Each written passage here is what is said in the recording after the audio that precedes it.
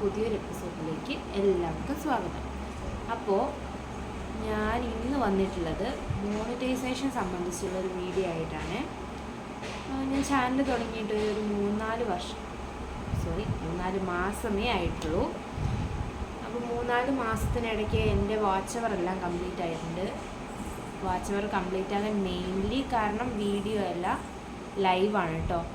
ഞാനൊരു daily basis അല്ലെങ്കിലും ഇടയ്ക്കിടയ്ക്ക് ഒരു 10-12 മണിക്കൂറെങ്കിലും ലൈവിൽ പോവായിരുന്നു. അപ്പോൾ ഈ ലൈവ് കാരണം കൊണ്ട് തന്നെ ഒത്തിരി വ്യൂസ് കൂടുകയും വാച്ച് അവർ കൂടുകയും ചെയ്തിട്ടുണ്ട് കേട്ടോ. പിന്നെ നോർമലി എല്ലാവർക്കും കിട്ടുന്ന പോലെ ഷോർട്സ് ചെയ്തു, ലോങ് വീഡിയോ ചെയ്തു, അങ്ങനെ കൂടിയ വാച്ച് അവറും. എന്തായാലും 4000 വാച്ച് അവർ ഞാൻ കംപ്ലീറ്റ് ആയി കഴിഞ്ഞിട്ടും ഞാൻ മോണിറ്റൈസേഷൻ കൊടുത്തു കഴിഞ്ഞിട്ടും എനിക്ക് ഇതുവരെ മോണിറ്റൈസ്ഡ് ആയിട്ടില്ലായിരുന്നു. അപ്പോൾ 2 തവണയാണ് ഞാൻ മോണിറ്റൈസേഷന് കൊടുത്തത്.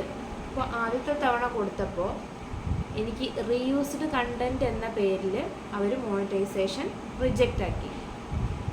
അപ്പോൾ ഈ റീയൂസ്ഡ് കണ്ടൻറ്റ് എന്നുള്ള രീതിയിൽ ആദ്യം വന്നപ്പോൾ തുടക്കക്കാരി എന്ന രീതിയിൽ എനിക്ക് ഇതിനെ സംബന്ധിച്ച് വലിയ ഗ്രാഹ്യമൊന്നും ഇല്ലാത്തതുകൊണ്ട് തന്നെ അവർ പറഞ്ഞ ടൈം, അതായത് അന്ന് മോണിറ്റൈസേഷൻ റിജക്റ്റ് ചെയ്തതിന് ശേഷം ഒരു മാസ കാലയളവിന് ശേഷമാണ് പിന്നീട് രണ്ടാമത് മോണിറ്റൈസേഷന് കൊടുക്കാൻ പറ്റിയത്. അപ്പോൾ അവർ തന്നെ തന്ന ഒരു സമയപരിധിയായിരുന്നു അത്. അതിൽ മാറ്റം വരുത്താനോ അതിൽ വേറെ ഓപ്ഷൻ ഉണ്ടെന്നോ ഒന്നും അന്നേരം അറിയില്ലായിരുന്നു. പക്ഷെ ആ സമയത്തും ഞാൻ എൻ്റെ ചാനൽ ചെക്ക് ചെയ്തപ്പം എനിക്ക് റീയൂസ്ഡ് കണ്ടൻ്റ് ആയിട്ടുള്ള ഒന്നും തന്നെ തോന്നിയിട്ടില്ല. കാരണം ഞാൻ 3-4 വീഡിയോസ് മാത്രമേ ലോങ് വീഡിയോസ് ഇട്ടിട്ടുള്ളൂ. അതിൽ നിന്ന് തന്നെ എടുത്തിട്ടുള്ള മറ്റൊരു വീഡിയോ ഒന്നും എൻ്റെ വീഡിയോയിലില്ലായിരുന്നു. പക്ഷെ എന്തുകൊണ്ട് അന്നേരം റീയൂസ്ഡ് കണ്ടൻറ്റ് വന്നു എന്നുള്ളതൊന്നും ഞാൻ അത്ര കാര്യമായിട്ട് എടുത്തില്ല. ഏതായാലും രണ്ടാമത് കൊടുക്കാമല്ലോ. അങ്ങനൊരു സാഹചര്യത്തിലിരിക്കെ, അതായത് ഞാൻ ഫെബ്രുവരിയിലാണ് ആദ്യം മോണിറ്റൈസേഷന് കൊടുക്കുന്നത്. അത് കഴിഞ്ഞിട്ട് മാർച്ച് ആയപ്പോഴാണ് എനിക്ക് രണ്ടാമത് മോണിറ്റൈസേഷന് കൊടുക്കാനുള്ള ഒരു ചോയ്സ് വന്നത്.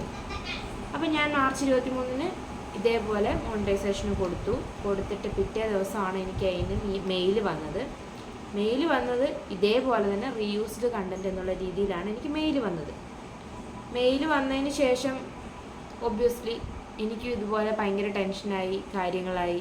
ഇത്രയും വാച്ച് അവർ കിട്ടി, എല്ലാം കംപ്ലീറ്റ് ചെയ്തു.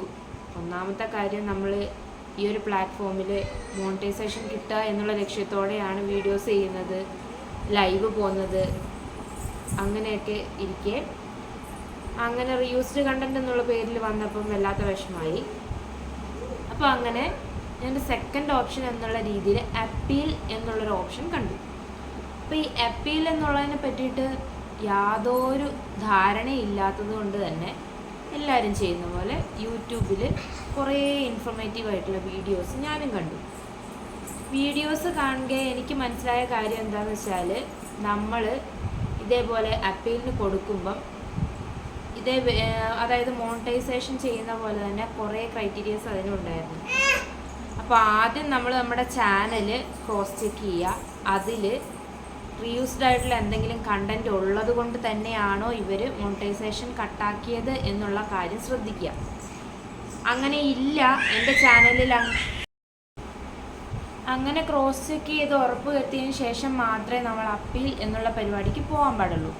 ഇനി അഥവാ നമ്മൾ ക്രോസ് ചെക്ക് ചെയ്യുന്ന സമയത്ത് റീയൂസ്ഡ് കണ്ടൻറ്റിൻ്റെ എന്തെങ്കിലും ഒരു പ്രശ്നം കണ്ടു കഴിഞ്ഞാൽ അത് ഡിലീറ്റ് ചെയ്ത് നമ്മൾ അപ്പീലിലേക്ക് പോകാമെന്ന് പറയുന്നത് നടക്കുന്ന കാര്യമില്ല.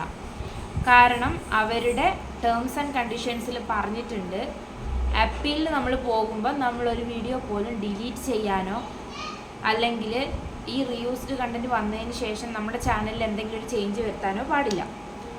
അങ്ങനെ ഒന്നുമില്ല എന്ന് ഉറപ്പുണ്ടെങ്കിൽ മാത്രമേ ഈ അപ്പീലിന് പോകാൻ പാടുള്ളൂ. അപ്പോൾ അങ്ങനെ ഞാൻ എൻ്റെ ചാനൽ ക്രോസ് ചെക്ക് ചെയ്ത സമയത്ത് അങ്ങനെ ഒരു ഇഷ്യൂ ഇല്ല എന്നുള്ള കാര്യം എനിക്ക് മനസ്സിലായത് കൊണ്ട് തന്നെ ഞാനിങ്ങനെ കുറച്ച് വീഡിയോസ് കണ്ടതിന് ശേഷം എനിക്കതിൽ നിന്ന് മനസ്സിലായത് കുറച്ച് കാര്യങ്ങളുണ്ട്. അതായത് നമ്മളൊരു വീഡിയോ ചെയ്തിടണം. അതായത് ഒരു 8-10 സെക്കൻഡ് വരുന്ന വീഡിയോ ഇംഗ്ലീഷിൽ വേണം ഷൂട്ട്. ആദ്യം എന്താ ചെയ്യേണ്ടതെന്ന് വെച്ചാൽ, നമ്മൾ അഥവാ എന്നെപ്പോലെ ഉള്ള ആൾക്കാരാണെങ്കിൽ, അതായത് പൊതുവെ പെട്ടെന്ന് ഇംഗ്ലീഷ് വരാത്ത ആളാണെങ്കിൽ നമുക്ക് എഴുതി വെക്കാം. 8-10 മിനിറ്റുള്ള വീഡിയോ എങ്കിലും നമുക്ക് വേണം. അപ്പോൾ ആ വീഡിയോ എന്താണെന്ന് വെച്ചാൽ അതിൽ ഉൾക്കൊള്ളിക്കേണ്ട കാര്യങ്ങൾ പറഞ്ഞുതരാം. ഒന്നാമത്തെ കാര്യം, നമ്മൾ എത്ര ഫോൺ യൂസ് ചെയ്യുന്നു, ഏതൊക്കെ ഫോണാണ് യൂസ് ചെയ്യുന്നത്, അതിൻ്റെ മോഡൽ എന്താണ് എന്നുള്ളത് അറിഞ്ഞു വെക്കുക. ശേഷം നമ്മൾ എഡിറ്റ് ചെയ്യുന്ന ആപ്പ് അത് ഏതാണെന്നും, ലൈവ് പോകാനുള്ളത് എഡിറ്റ് ചെയ്യുന്നതും അതേപോലെ വീഡിയോസ് എഡിറ്റ് ചെയ്യുന്ന ആപ്പ് ഏതൊക്കെയാണെന്ന് എഴുതി വെക്കുക. അപ്പോൾ അതിൽ ഉൾക്കൊള്ളിക്കേണ്ട കാര്യങ്ങൾ ഇത്രയൊക്കെയാണ്. പിന്നെ നമ്മുടെ ഒരു കൺഫ്യൂഷൻ, അതായത് ഞാൻ ഇതുവരെ റീയൂസ്ഡ് ആയിട്ടുള്ള ഒരു സംഭവം എൻ്റെ ചാനലിലെ വീഡിയോസിൽ വന്നിട്ടില്ല, എനിക്കത് 100% ഉറപ്പാണ്. അപ്പം ഞാൻ ഇന്ന ഫോണാണ് ഉപയോഗിക്കുന്നതെന്നും ആ ഫോണിൽ ഇന്ന ആപ്പ് ഉപയോഗിച്ചാണ് ഞാൻ ചെയ്യുന്നതെന്നും, പിന്നെ എന്താ പറയുക,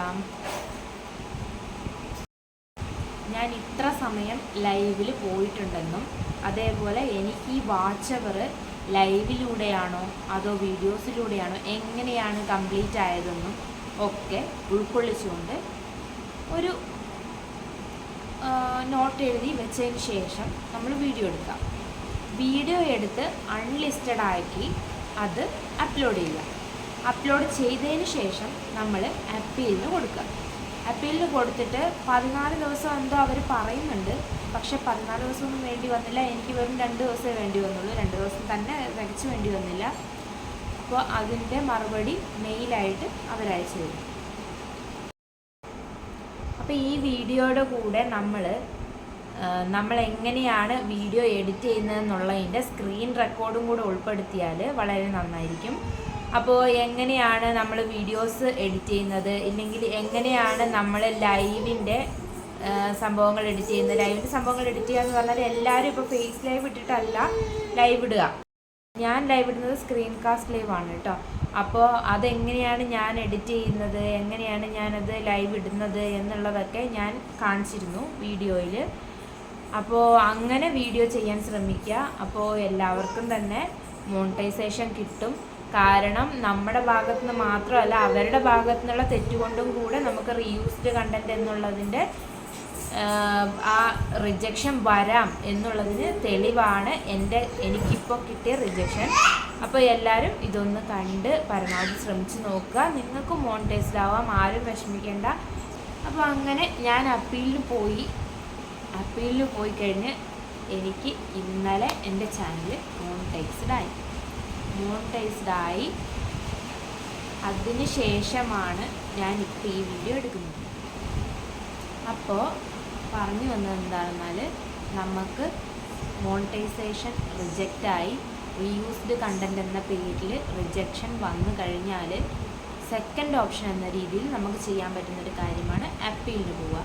അപ്പോൾ അപ്പീലിന് പോകുമ്പോൾ ചെയ്യേണ്ട കാര്യങ്ങളും ഇത് കൃത്യമായി ചെയ്ത് അപ്പീലിന് പോവുകയാണെങ്കിൽ നിങ്ങൾക്കും എന്നെപ്പോലെ ചാനൽ മോണിറ്റൈസ്ഡ് ആക്കി എടുക്കാം. അതാണല്ലോ നമ്മുടെ ഒരു എയിം. ഓക്കെ, അപ്പോൾ ഇനി എനിക്ക് പറയാനുള്ളത്, ഈ മോണിറ്റൈസേഷൻ ആവാൻ വേണ്ടി എന്നെ ഹെൽപ്പ് ചെയ്ത എൻ്റെ സബ്സ്ക്രൈബേഴ്സിനും അതേപോലെ തന്നെ എനിക്ക് ഇത്രയും വാച്ച് അവർ ആക്കി തന്ന എൻ്റെ വ്യൂവേഴ്സിനും എൻ്റെയും എൻ്റെ ഫാമിലിയുടെയും പേരിൽ ഹൃദയം നിറഞ്ഞ നന്ദി അറിയിക്കുന്നു. അപ്പോൾ ഇന്നത്തെ വീഡിയോ ഇൻഫർമേറ്റീവായിട്ടുള്ളൊരു വീഡിയോ ആയിരുന്നു എന്ന് ഞാൻ കരുതുന്നു.